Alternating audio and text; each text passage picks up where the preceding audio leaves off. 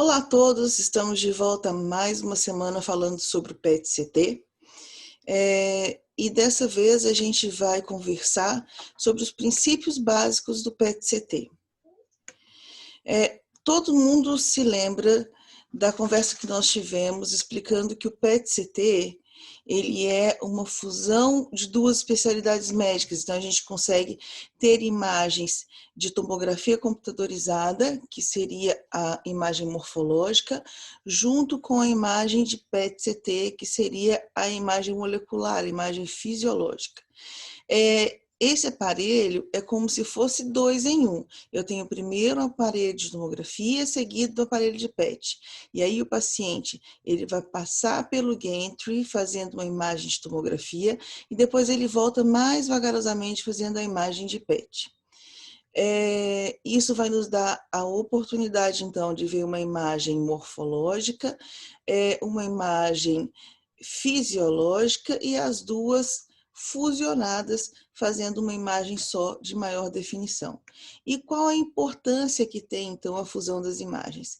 Eu tenho esse paciente aqui, onde a gente já viu a biodistribuição normal, então, sabendo que isso aqui é o coração, aqui a gente tem o fígado, o pulmão mediastinal, o cérebro, e aí eu vejo uma área hipermetabólica aqui, outra área hipermetabólica aqui. Isso daqui está dentro do pulmão, nitidamente a gente enxerga que deve ser a lesão primária, que é uma neoplasia de pulmão. E aí a gente tem essa outra área aqui. E aí a gente se pergunta, isso aqui é metástase? É uma metástase à distância? A gente tinha uma lesão única no pulmão e aí depois veio para o abdômen? O que é isso que a gente está enxergando? É um linfonodo abdominal? E aí, quando a gente vê a imagem fisiológica junto com a imagem morfológica, a gente vê que esta área que se trata, que a gente estava se perguntando, é, na verdade, uma área de eliminação fisiológica, a pelve renal. Outro exemplo importante da importância da fusão das imagens, aqui a gente tem o tumor já conhecido, que a gente vê que tem essas áreas aqui, né, mediastinais e pulmonares do tumor. E aí, bom, a gente sabe que isso aqui é o coração e a gente tem esta areazinha que a gente se pergunta o que deve ser, né? Isso daqui pode ser um implante pleural, ele pode ser metástase óssea já para a coluna. E aí, quando a gente faz, aqui nessa imagem, a gente não consegue enxergar nada que nos chame muita atenção. E quando a gente faz a fusão de imagens, além da lesão, a gente enxerga aqui, então, um implante pleural. E por que a gente está falando da questão da fusão? É porque, além de uma definição anatômica, a imagem tomográfica ela nos serve para fazer uma correção de atenuação das imagens por PET. Antes era feito com germânio, e aí, a partir do momento que adicionou-se a tomografia aos aparelhos de PET, a gente começou então a ter uma correção de atenuação através da tomografia computadorizada, das imagens de tomografia. Então, o que acontece? Se a gente tem um erro de corregistro, a gente tem artefatos causados por isso, porque daí a correção é feita de forma errônea. Então, esse paciente daqui passou uma vez fazendo a tomografia, e aí, quando foi passar de novo, deve ter passado voltando dos pés até a cabeça. Na hora que chegou para fazer a imagem da cabeça, ele dormiu e a cabeça foi para o lado, e aí a gente tem um erro de corregistro, por isso a gente acaba encontrando esse hipometabolitismo em hemisfério esquerdo do cérebro. Esse outro paciente, na verdade, a gente tem uma lesão em adenoma, uma metástase adrenal, que a gente enxerga um pouquinho acima a hipercaptação focal. E aí, quando a gente faz a fusão, a gente enxerga que tem um erro de corregistro. Aqui está a imagem do adenoma e aqui está a hipercaptação focal, possivelmente do adenoma. Por que a gente tem esse tipo de defeito? O paciente respira, né? E infelizmente a gente, como a imagem de PET demora muito, o paciente obviamente não consegue ficar sem respirar tanto tempo. Então, como o paciente respira, a gente acaba às vezes tendo um errinho aí de 1 centímetro para cima, ou às vezes 1 centímetro para baixo de corregistro da área hipermetabólica com a área anatômica correspondente. Nesse outro, a gente consegue ver um pedaço de fígado, flutuante no pulmão, que é conhecido como mushroom artifact. Isso também acontece por causa da respiração, normalmente durante a aquisição da tomografia computadorizada. E aqui a gente tem, finalmente, uma fusão perfeita. Então, aqui são as imagens de tomografia com as imagens corrigidas já, as imagens fusionadas e as imagens não corrigidas. O objeto metálico, como é um objeto muito denso, muitas das vezes ele tem uma hipervalorização do SUV também. Por quê? Como a gente usa tomografia para poder fazer a correção de atenuação, o que ele faz? Ele tem um fator de correção A, que é tudo aquilo que é abaixo de 200 unidades Heinfeld, que seria água e tecido. E eles têm como fator de correção o B, tudo aquilo que é mais denso, que é acima de 200 unidades Heinfeld, que seria o osso, e aí a gente teria, então, o fator de correção B menor do que o de A. E aí, quando a gente tem uma área mais densa do que o osso, que é muito maior do que 200 unidades Heinfeld, ele tem uma correção muito maior. Então, aqui são as imagens não corrigidas, e aí aqui a gente tem a imagem corrigida desse objeto metálico no tórax. Aqui nós temos, então, um paciente com neoplasia de reto já conhecida, a gente consegue enxergar aqui a área de hipercaptação. Para diferenciar o que é não corrigido do que é corrigido, a gente olha principalmente aqui a pele, que a gente tem como se fosse um contorno de caretinha em volta do corpo do paciente, e a gente enxerga aqui, olha, o pulmão com uma captação bem maior, como se o pulmão fosse um órgão sólido, né? E aí, quando a gente faz o registro de imagem, a gente tem uma correção do fígado para o pulmão e do pulmão para o fígado, e aí a gente consegue, então, enxergar o pulmão já com uma imagem aérea e sem muita captação local. Bom, aí então a gente tem no não corrigido já conhecida essa imagem aqui de hipercaptação em reto, que é concordante com essa, mas aí a gente tem essa captação focal aqui, que podia até ser um linfonodo, e quando a gente vê nas imagens não corrigidas, isso não é real, isso não existe. E aí, por que isso acontece? Porque o paciente tomou contraste baritado, ele teve um acúmulozinho focal aqui, e isso daqui deu artefato. Aqui a gente já tem o erro, porque nós temos uma diferença de gantry, de FOV, entre a tomografia e o PET. O PET ele tem um gantry, um FOV muito maior do que a tomografia computadorizada. Então, quando a gente faz as imagens com os braços para baixo, muitas vezes a gente tem um corte aqui em parte do braço. E aí, quando a gente faz a imagem de PET, a gente vê que a imagem de PET ela pega todo o contorno direitinho, né? Desculpa, ele pega todo o contorno direitinho. Quando ele faz a fusão das duas imagens, a gente vê que tem uma área de hipocaptação, de hipometabolismo, na área que ganhou corte aqui na tomografia. Então, isso são os artefatos truncados pela limitação do FOV da tomografia computadorizada. Outros artefatos que a gente tem pode ser por causa de problemas na injeção. Então, isso daqui a gente tem o famoso injetoma, isso daqui é um granulozinho que ficou em algum vaso, uma areazinha focal de acúmulo do material em região axilar. E aqui, olha que lindo, isso daqui é o famoso sinal da luva, é quando o paciente recebe uma injeção arterial ao invés de venosa.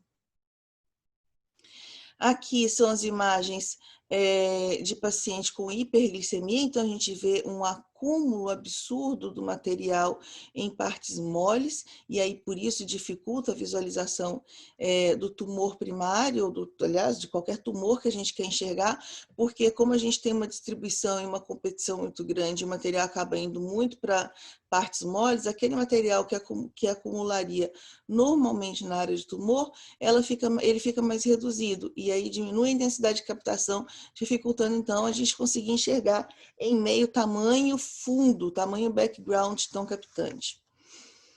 A hiperinsulinemia foi um paciente que estava com uma glicemia normal, e aí 2 horas antes do exame ele resolveu comer 2 biscoitos creme cracker.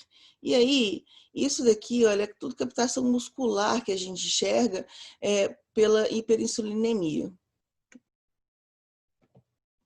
Aqui são as variações que a gente tem de atividade de trato gastrointestinal normal. Então, às vezes a gente pode não enxergar muita coisa, mas em outros pacientes a gente acaba enxergando praticamente todo o trajeto intestinal. E o que vem a ser essa gordura marrom, né? Essa atividade de músculo?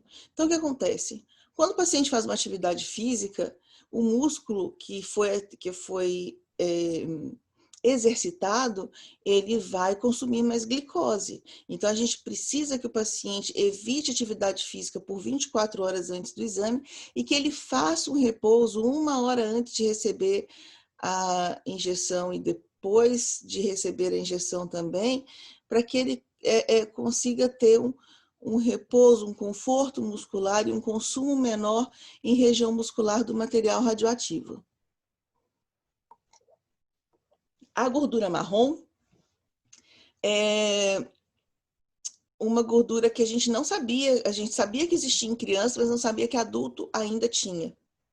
E aí passou a ser evidenciada a partir do momento que veio o PET-CT, que a gente conseguiu fazer a fusão de imagens e ver que aquelas imagens que a gente via em região, desculpa, em região cervical e paravertebral, na verdade não eram linfonodos que a gente acreditava que fosse quando via o PET sem as imagens de tomografia. Na verdade, eles eram uma espécie de gordura e que depois a gente viu que era gordura marrom, que a gente já sabia que existia em criança, que nós adultos também temos, é uma forma de defesa que a gente tem ao frio. Então, toda vez que o paciente está mais tenso, ele está com frio, a gente tem um aumento de captação nessa gordura marrom. O que a gente precisa? Deixar o paciente aquecido.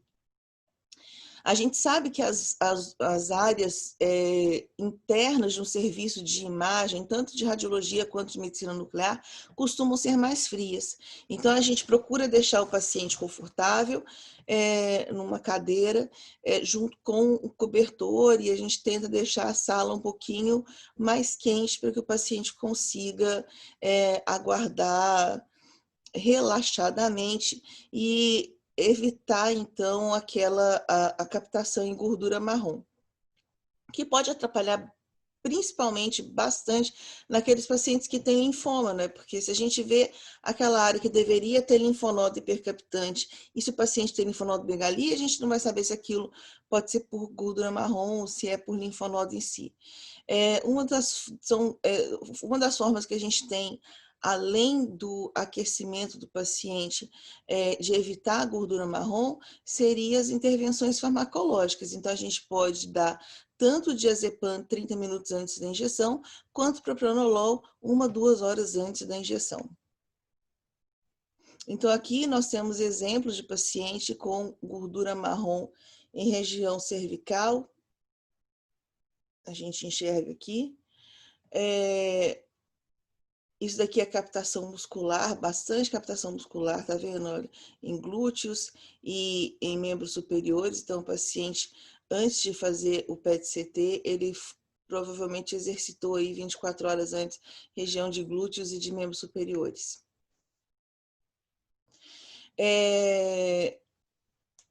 Aqui a gente tem a imagem da primeira publicação sobre gordura marrom, assim que veio o PET-CT. Então, a gente enxerga aqui, olha, essas áreas de hipercaptação em região cervical e paravertebral, que é coincidente com a gordura marrom. E aqui a gente tem um paciente que, após o tratamento de linfoma de Hodgkin, ele fez a imagem com PET, ele tinha bastante gordura marrom, tá vendo? E aí a gente foi, nós pedimos para o paciente retornar, foi dado um diazepam e o paciente foi aquecido, e aí depois o paciente já não tinha mais gordura marrom. E dá para ver que aqui, olha, a diferença é menos de um mês, não tem como esse paciente ter melhorado do linfoma tão, né, rapidamente. Isso foi por causa do diazepam, provando que era gordura marrom, né? Aqui a gente está falando sobre as captações fisiológicas do FDG na mama. Então, paciente em pré-menopausa, a gente tem uma maior concentração do material em mama. Em uso de hormônio da menopausa, a gente tem ainda um pouco de captação, mas pouco. Quando o paciente está na menopausa, a gente já não enxerga muita captação mamária. E aqui em amamentação, a paciente está com o tecido mamário, o tecido glandular mamário bastante ativo, consumindo bastante energia e uma captação intensa e difusa, então, em ambas as mamas. A captação do paciente, a captação do FDG, ela é intensa quando a paciente é lactante, mas a gente ainda assim, no leite, tem pouca captação advinda da mama. É necessária a interrupção da alimentação por 8 horas, após a paciente receber a injeção, para manter a criança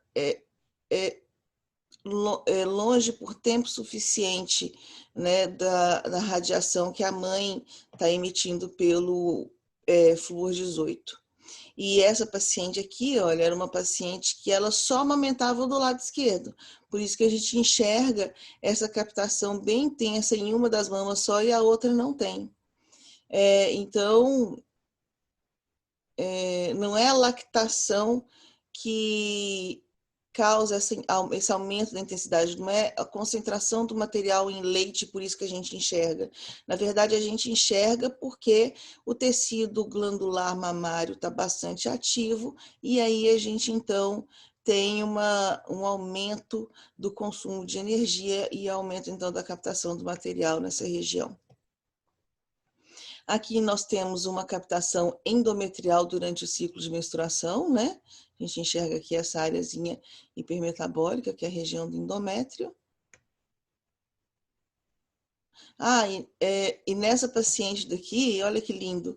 Aqui está o útero, né? A gente enxerga o útero, e aí a gente vê, olha, a região anexial. Nós temos duas regiões anexiais, aqui e aqui. E essa daqui a gente vê que tem uma captação focal, olha. Isso daqui é o corpo lúteo, é também fisiológico pelo ciclo menstrual da paciente. A tireoide, a gente, às vezes a gente encontra alguns incidentalomas, como uma captação difusa e acentuada em tireoide que está aumentada, sugerindo, então, uma doença de Hashimoto, e às vezes uma área focal de hipermetabolismo que pode ser correspondente à neoplasia de tireoide. Aqui, então, a gente tem o timo normal, que é essa coisinha minúscula que a gente tem aqui no mediastino anterior, que pode captar um pouco, principalmente quando em crianças. E aí a gente tem um paciente de 5 anos de idade que tem uma história de linfoma de grandes células, inicialmente envolvendo a tonsila. E aí foi feita uma ressecção e quimioterapia que já estava completa quando foram fazer uma tomografia de tórax para poder ver a resposta do paciente, e viu que ainda tinha uma massa na região anterior do mediastino. E aí eles ficaram na dúvida se era linfoma ou se era timo. E aí, quando a gente fez, então, as imagens do PET, a gente viu que tinha uma área de captação que tinha esse formato em V, tá vendo? Bem típica de timo. Então, isso, na verdade, é uma hiperplasia tímica, né, que a gente chama de rebote tímico. Isso é um achado comum em crianças, em 73% antes da terapia e 75% após a terapia, e uma vez atingida a puberdade, a gente já diminui essa quantidade de captação em timo, e ocasionalmente a gente consegue enxergar em adultos após a quimioterapia. Então, a gente normalmente em adulto a gente não enxerga a captação tímica, e em até 5% desses pacientes adultos, após o tratamento da quimioterapia, a gente consegue enxergar esse rebote tímico. Em tecidos normais, então, o efeito que a terapia pode causar, como a gente falou já na aula anterior. Efeitos agudos da radioterapia normalmente acontecem entre 4 a 8 semanas pós-radioterapia e pode causar pneumonite, pleurite, esofagite e hipoplasia de medula óssea. Nós temos os efeitos subagudos ou crônicos, que é o hipometabolismo cerebral e a hipoplasia em medula óssea, e quando aqueles pacientes estão em uso de citoquinas, a gente tem uma hiperplasia de medula óssea e baço, aumentando então a captação difusa em osso. E aí a gente vai enxergar imagens como essa. E no caso desse paciente não era o uso da citoquina, ele tinha uma anemia por ferropriva. E aí a anemia também tem um aumento da captação em medula óssea, por isso a gente está enxergando esse PET quase como se fosse uma cintilografia óssea, né? Nós podemos ter pós-radioterapia pneumonite, então a gente tem umas áreas de captação, olha, e isso daqui é resposta actínica, né, pós-radioterapia. Podemos também, pós a radioterapia, ter uma esofagite, e a gente enxerga essa captação ao longo do esôfago, também normal de resposta pós-terapia. E o que a gente tem que lembrar é que o PET, o FDG, ele não capta apenas em neoplasia, ele também capta em lesões benignas. Então, aqui nos cortes transaxiais, a gente tem captação em fratura de corpos vertebrais, fratura de arcos costais.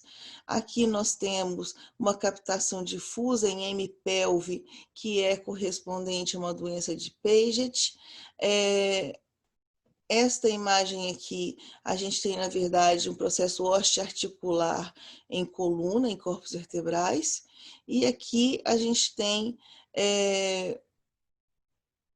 uma captação acentuada também por Paget em membros inferiores, em fêmur e tíbia. A vasculite, a gente também enxerga uma captação intensa, contornando, como se estivesse contornando por canetinha os vasos. E acredite se quiser, a gente pode ter adenopatia pós-vacinação por influenza. Então, aqui a gente tem um homem de 73 anos de idade que tinha um diagnóstico de linfoma não Hodgkin, e aí quando fez o PET, ele tinha, além do tumor já conhecido, né, umas áreas de captação e de adenopatia de linfonodomegalia junto com uma área de hipercaptação em região axilar. E o paciente, 3 dias antes do PET, ele tinha recebido uma vacina de influenza. E aí, alguns dias depois, esse paciente já não tinha mais captação nenhuma axilar. Foi repetido o PET, visto que já não tinha mais. Então, aspectos relativos à especificidade do FDG-PET. As células inflamatórias ativadas, elas captam glicose, os tumores benignos podem eventualmente consumir glicose e as doenças granulomatosas também podem captar glicose. Outro fato interessante é que se a gente não conseguir acesso venoso, a gente pode dar o FDG de forma oral para o paciente beber. Obviamente, a gente não vai ter uma imagem muito bonita, mas a gente consegue enxergar aqui uma área focal de hipermetabolismo, que seria a neoplasia já conhecida dele. Vale lembrar que o PET-CT não é só o FDG, nós temos vários outros traçadores que podem ser usados nas imagens por PET-CT. Muito obrigada. Qualquer dúvida, por favor, nos envie um e-mail. Tá certo? Até a próxima.